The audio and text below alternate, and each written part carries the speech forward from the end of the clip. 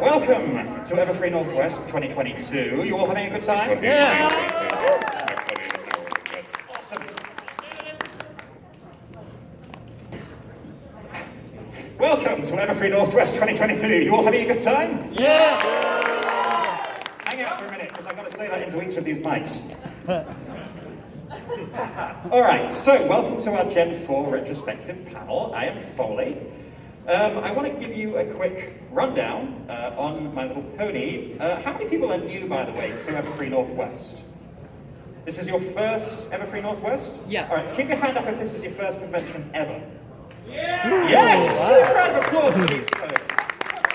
Good to see you. Welcome. So, I want to take you all back to ancient days of bygone lore, really, a period that only the oldest amongst us still remember. This is the early 1980s.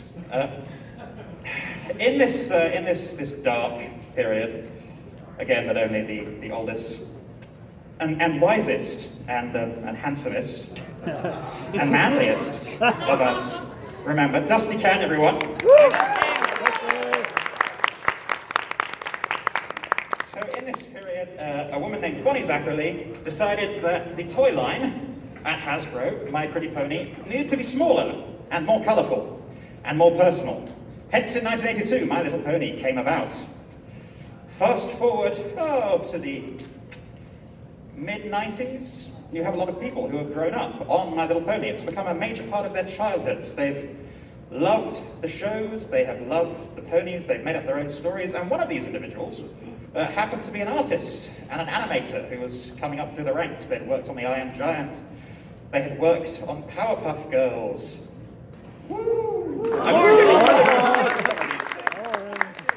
They worked on Foster's Home for Imaginary Friends. Yes. And then, of course, in 2008, 2009, they started working on, well, something that would come out in 2010 and would kind of revolutionize My Little Pony, so much so that we're still talking about it 12 whole years later. Gen 4 will never die! No! Right, Gen 4 will never die. Yes! Much love, of course, to earlier gens. We will be talking about them in a little bit, but this is the Gen 4 retrospective panel, so we will be talking about the one and only Friendship is Magic, made by the one and only Lauren Faust, and an incredible team of artists, writers, creative people who really came together and made something amazing. Not Larson? No, you're quite right. We love Larson. But with that out of the way, I want to go ahead.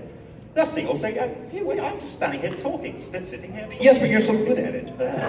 We love your voice. It's just the accent. It is the accent. If I sounded like I was from... You do the job well.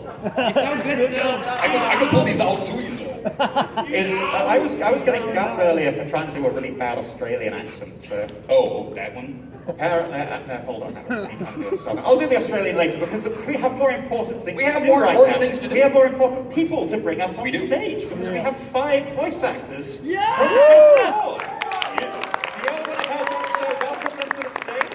Yes! Please join me in giving a huge Everfree Northwest welcome to Kelly Sheridan.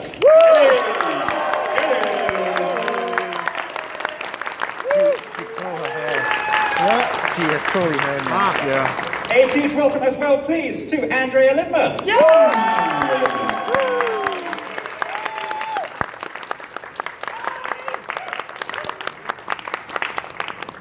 And what con would be complete without Marika Hendricks?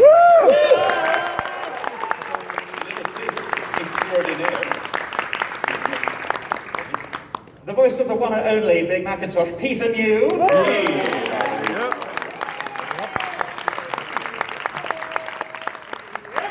And Vincent's going to be a little late. Yes. Yeah, he's not here. Vincent will be joining us on stage. So Is he joining us already? Ninja. Oh, maybe. Yay!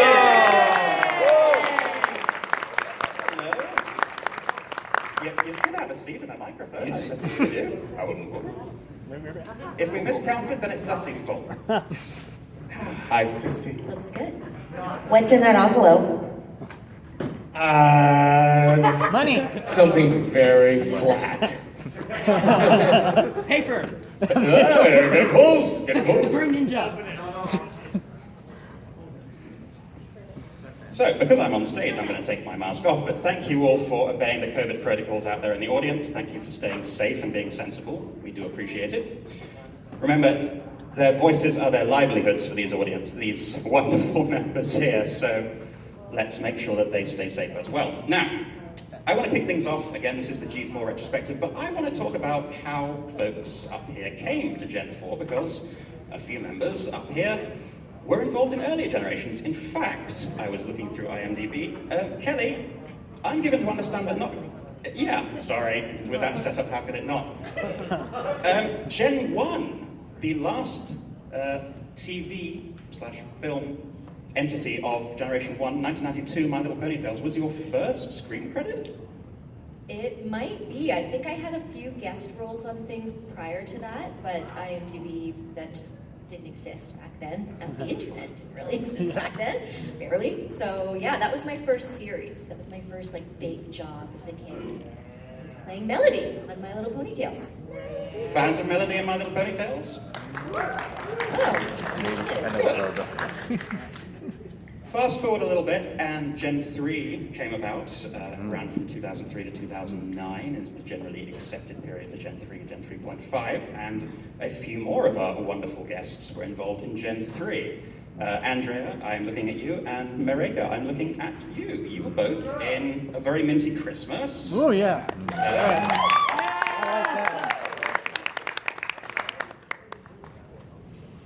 So I would like to ask you three, just to kick things off, how those experiences really prepared you for Gen 4. And I'll... Anything really prepare you for Gen 4?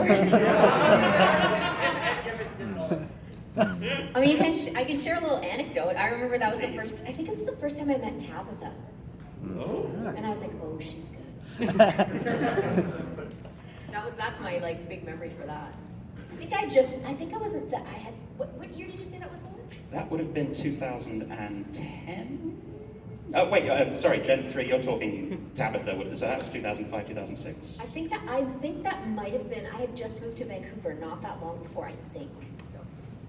It was so different. I mean, if you, as you all know, but if you got the script for that versus Friendship is Magic, there's just no comparison. They were such completely, it's the only thing they had in common were the fact that they both have ponies in them. But other than that, that's kind of about it, because the previous ones were just very Saccharine?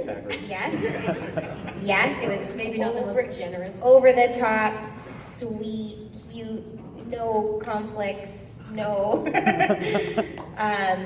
Versus, I know when I went in to read for Friendship is Magic, it was, whoa, look at these character descriptions, look at the detail of what these characters, someone with the vision that Lauren put together, yeah. And so, okay, this has the same brand, but other than that, it's totally different. So let's, do you have anything to add? No, I think you put it beautifully. Can I just say, it's interesting. I have such a nostalgia for my childhood, and it was original Ninja Turtles, Strawberry Shortcake, Transformers, G.I. Joe's, Thundercats. But then I go back and watch old school He-Man, and I'm like, yeah, for 10 seconds. And I'm whoa, okay. I can't really watch it anymore. I'm you guys feel the same way? I Old was school born in the cartoons? 80s. You've actually anticipated my next question. Oh, there you go. Good Thank you segue. for the setup there. Because I wanted to ask, aside from those of you who were involved professionally in early generations, I wanted to ask all of you, and Dusty, you as well, because you're up here because you are really the bridge between the fandom and the professional world of pony. And we'll get into that a little bit too. Yeah, it's been a thing. But my question for all of you is, was My Little Pony a part of your lives growing up, and to what extent? And obviously, this is a question to all of us, because pony is for everyone. I couldn't turn it off fast enough. You mean? Facts.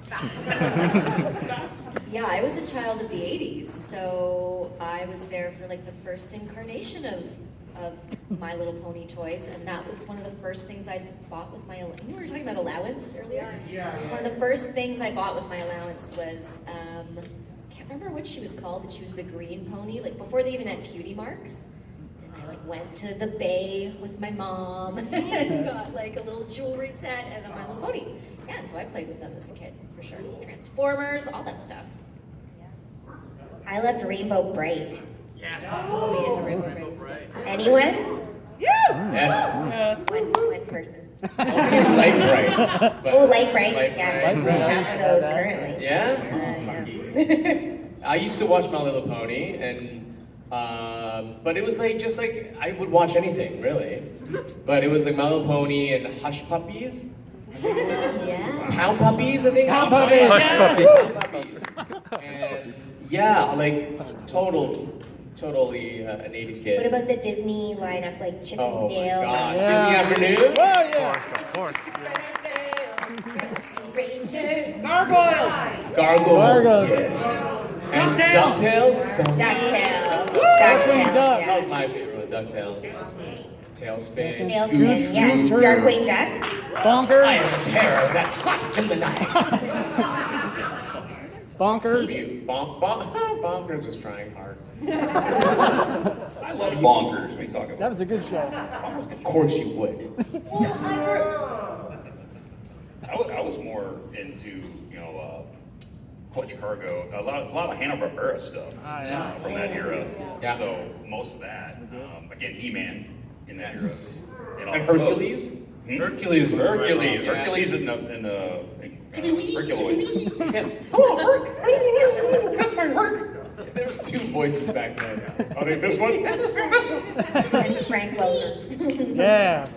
The Herculoids. Remember that one? No. With Lupin's Leap. Oh, come on. You can't Oh. miss that one. Sounds like Hercules with hemorrhoids. That's all. Yeah, it's pretty much. They had these two little. It was pretty cool. Do you remember Jem? Oh yeah. Jam is excitement. Ooh. I think that was the first female show I ever watched as a kid. Yes. Because of music. Yeah, there's songs. Yes. Yeah, I didn't Really outrageous. You didn't watch Truly? Well, I didn't play with the little thingies, but The ponies. yeah, but I remember them. They always came with a People had comb them, but I that I didn't. always chewed. I put everything in my mouth. Still true. We had like Truth. This is true. Oh, no. It's delicious. So, Sorry, Coley, I'm getting. no, you're huge fine. omelet. It's the sign of a moderator that I can really keep everyone on topic of Gen 4. No, it's great. It's fantastic that you're all such lovers of animation as a genre, and that you've all come to this wealth of genuine love of all of these cartoons, and then you get to actually make that kind of joy for other folks who are coming to, say, Friendship is Magic for the first time. Yeah. Weird if we were like, cartoons are dumb. Yes. I chose this amazing career. Like, cartoons, I don't watch them, whatever. So, Friendship is Magic. Andrea, you've already touched on this, the fact that when you went in, it was very different from anything that you had read before. But really, for all of you, what was your first experience like recording this show? Your first experience on the show? And I want to kick this question off primarily with those of you who were there at the very beginning, which is Andrea, Peter, and Marika. So yeah, tell me about the process of booking Pony when Pony was not this huge cultural phenomenon, but it was just Gen 4 and all you know of the franchises, what you grew up with, and what you may have worked on previously. Well, it was a long time ago. But I remember at the start, it was actually quite intense, which might surprise you, because as you go on in a show and you become really comfortable with your characters and your colleagues, it just turns into so much fun. And of course, we want to get the show done as well, but everyone's feeling really comfortable. When you start a show, it can be quite tense. The first day is you've booked it, but nothing's ever certain. They have to see who's going to sound good together, and especially a show with 6 women voice leads on it. So it was trying to see what was going to play, what was going to work. So there's a lot of adjustments, and it was tough work, I would say, for the first, at least half of the first season. It was really working hard to get it right. So it was, there was always that lighthearted side of it, but it was like really focused. Lauren was there in person, and it was, let's really make this perfect. And so yeah, we worked hard. It's Lauren Faust, but I don't know who that was. Yeah, I remember that too. Like when I came in to do to play Gilda, they were really making sure that. Hold on a second. You say Gilda and no one cheers for Gilda? You can move for Gilda too. Which actually was kind of interesting because when Andrea and I were recording that scene when she was Fluttershy, and I remember thinking like, the stuff that she's doing is so amazing and just so adorable, and then I'm doing that screaming and I thought that's not going to go over too well. So, It was good. It was perfect contrast. pardon? And look where you are now. We are. They were actually fighting backstage. That's why I'm sitting here. So yeah, we really had to make adjustments to make sure that like what I was doing for Gilda wasn't sounding like what Ashley was doing for Rainbow Dash. We had to really sort of make like tweaks and things like that. I think primarily just because of the nature of the slight gravel to the voice that Ashley has naturally, and I was just adding for Gilda. So we did have to, like Andrea said, they were really, there was almost like mathematical precision going on sometimes. Yeah, it was interesting. I think I came in episode 4 or something. Yep. So, thank you. So, from my perspective, everything was already really established, which was interesting. It's interesting to hear that from you. But I also was just happy to have the job. That's always true. And the thing that sort of I remember is, because I come up doing cartoons and film and television, and the number of times you get told in film and television, oh hey, well you're going to get to be this, paramedic number 1 on this show, and maybe in the future you'll be the paramedic every time we need a paramedic, so you'll be coming back, and then you never hear from him again, right? That's the sort of standard. And so when I got Big Macintosh, they're like, well, he's going to be Applejack's sort of, wiser older brother who maybe doesn't say that much, and, maybe he'll come back. And I was like, yeah, sure. And here we are.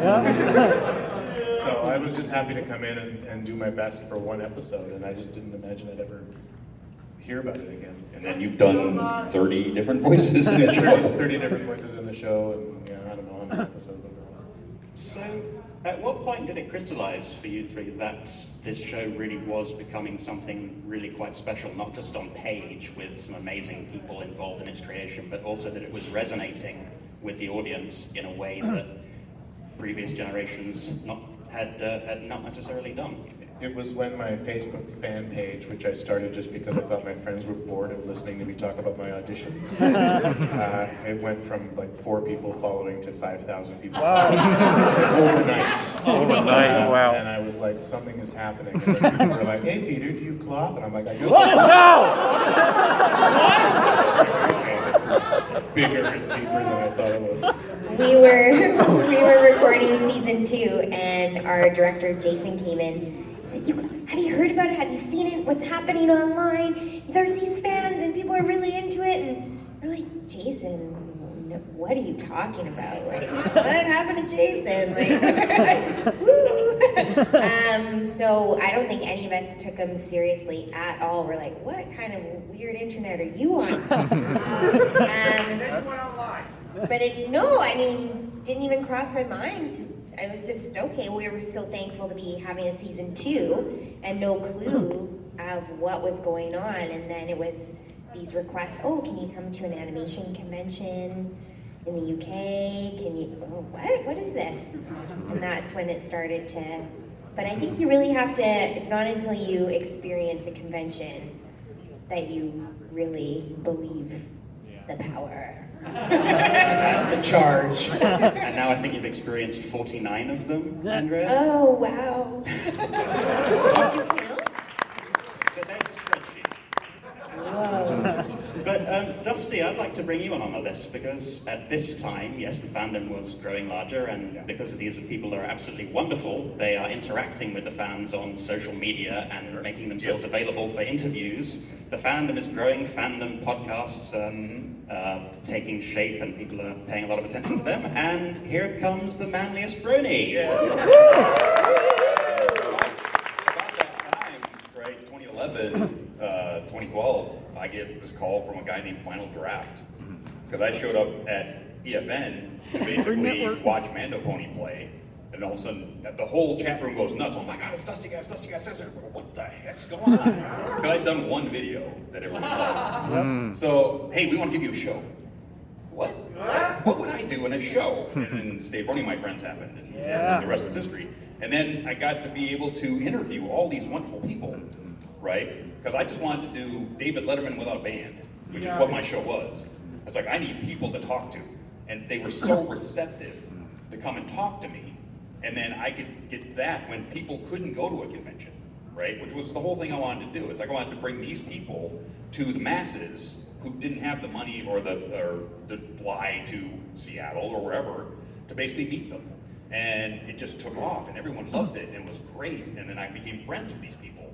And then all of a sudden they say, hey, you know what, you got a voice, you can try this too. And all of a sudden now I'm voice acting. And now I'm doing books and I'm doing YouTube shows and I'm doing all this kind of stuff. So me being a fan became, I can do this, just like they can do this. And they encouraged me to do this. And almost everybody who's come up to them and said, hey, I really want to be a voice actor, they don't say, no, you can't. They say, give it a shot. I say that to like every third person. Okay. I was number 6. Yeah, right. Yes. And then I pay you money for lessons. Yeah. And I have paid this man for lessons twice. And actually we had one project we were working on where I was doing a complete season of recording from my house, and he was our voice director.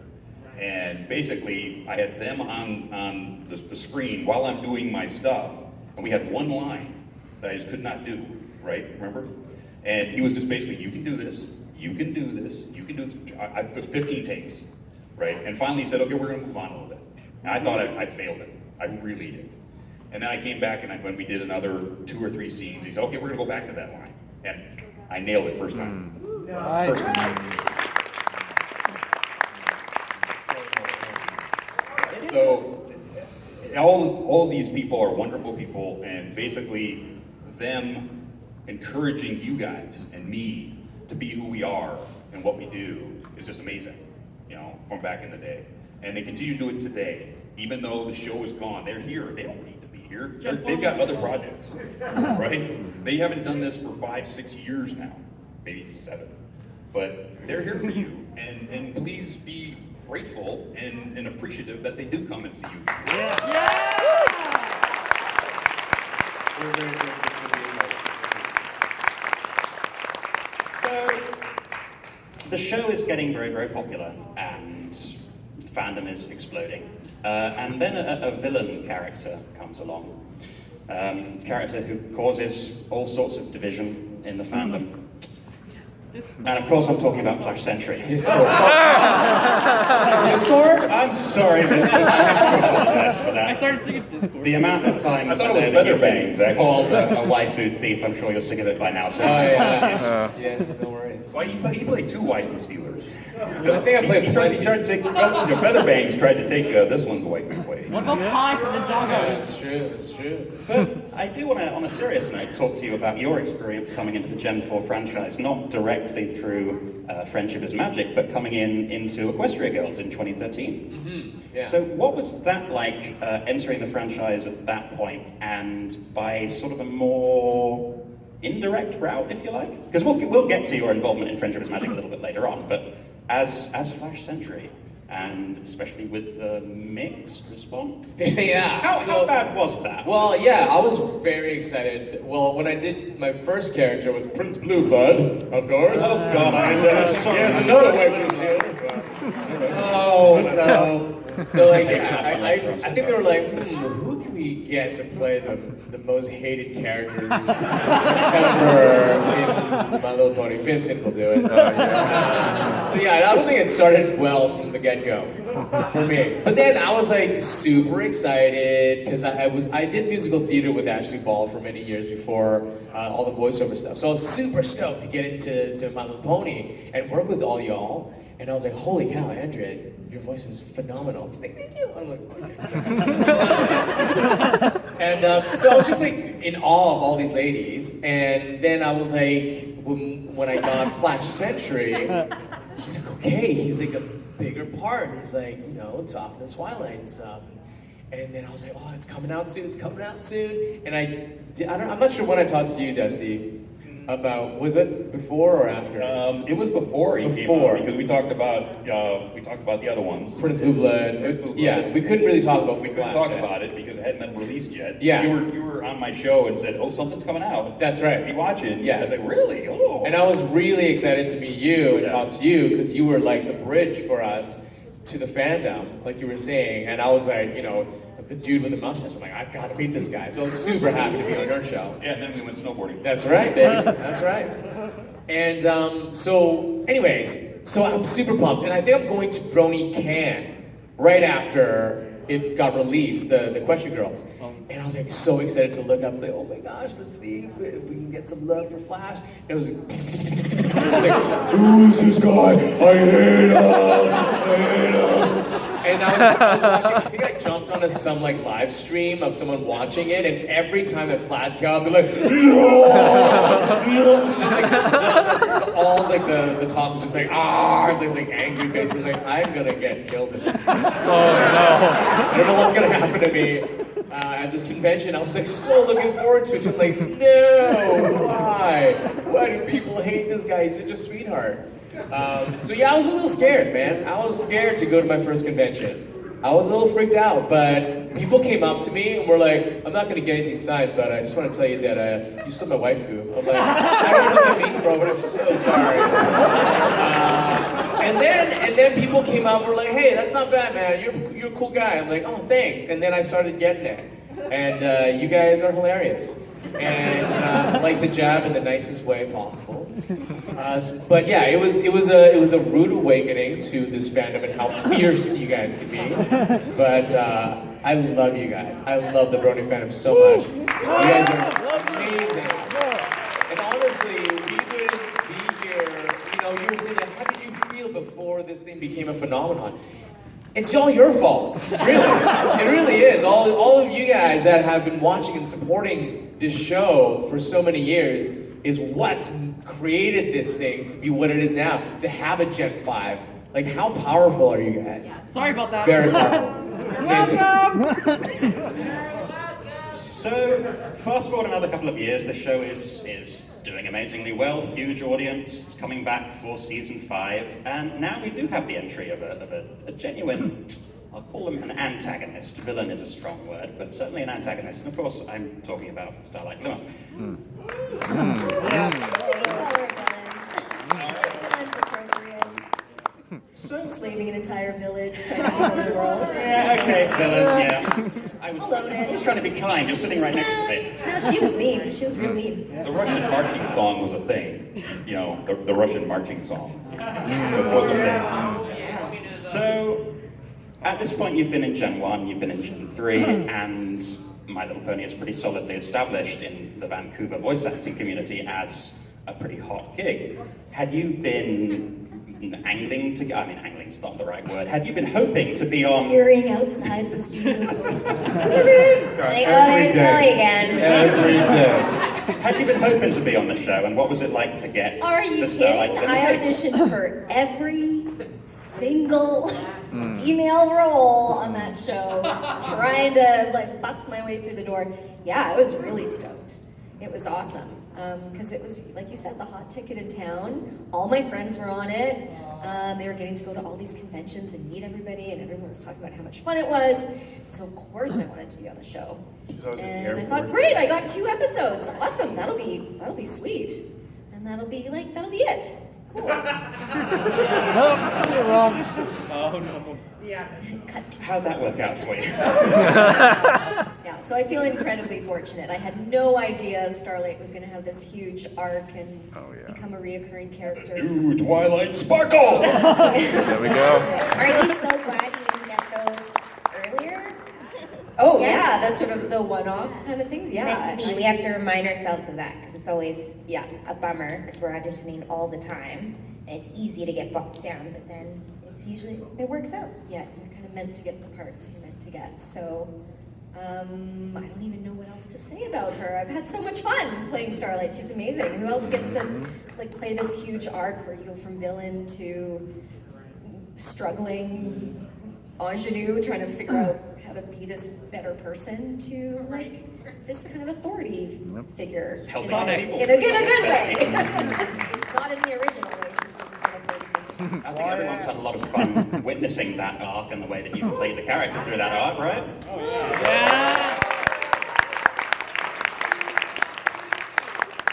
So, since we're now in the height of pony fandom, since we've got Equestria Girls, many films, since we've had several seasons of Gen 4 at this point, I want to do the favourite questions to all of you, rapid fire here. So, first off, favourite character, not your own.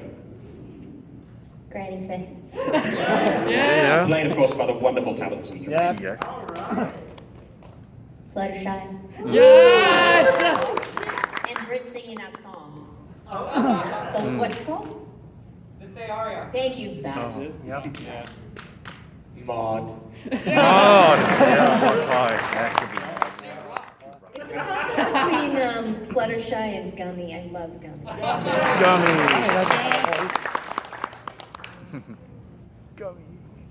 I would have said all of those. I'm gonna say, well, no, I can't say that because that's my own now too. No, you said not my own, right? Not my own. Because I was gonna say Discord, but then I ended up playing Discord. Yeah, you did. That's fair. Not your own in Gen 4. Oh, okay, Discord. I wasn't on the show. What's your favorite? What's your favorite character? The ones that are tattooed to my body, of course. Dashi! Yeah. Oh,